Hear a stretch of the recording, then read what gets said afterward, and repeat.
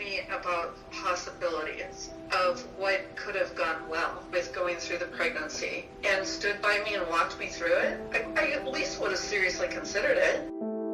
This is Cheryl. I wanted to share my story of why I chose abortion and then the unexpected effect that it had on me. I was in high school, and actually there are not a whole lot of people who abort in high school compared to other years, but I was at the top of my class. I was an overachiever, really, but things at home were not easy. My sister has a really severe mental illness called schizophrenia. It overtook our whole family's lives. Everything changed in my house, and it felt like it was my house, and then it wasn't my house anymore. And I had all my parents' attention, and then I didn't have their attention at all. I went looking for love someplace else, and I got pregnant. Here I am, very end of my junior year in high school. I'm looking forward to my senior year. It should be awesome. All my activities, I had great prospects for college, and I'm pregnant, and I should have had a baby in January. But there's so much stress in my house.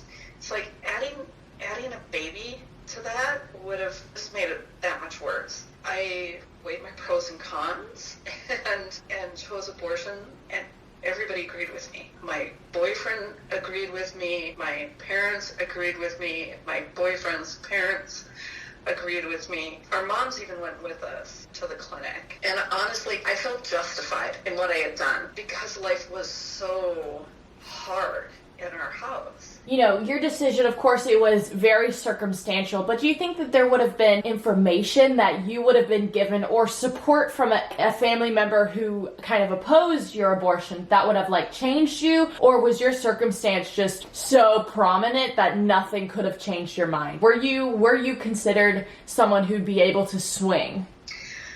I think that if anybody had talked to me about possibilities of what could have gone well with going through the pregnancy and stood by me and walked me through it, I at least would have seriously considered it. But there wasn't anybody like that in my life. There wasn't anybody from church who would do that, no family members who were offering to do that. So, it didn't happen. I knew there were three options: raise your child, put the child up for adoption, or have an abortion. There was no way I was going to raise a child. I was way too stressed. If abortion had been illegal, I would have gone through with the pregnancy and put the child up for adoption. But from where I was standing, that still added a great deal of stress to the family, to me, to finishing school, to not have to deal with everybody's judgment at school and all my activities. There was nobody there to stand with me. Everybody agreed with me.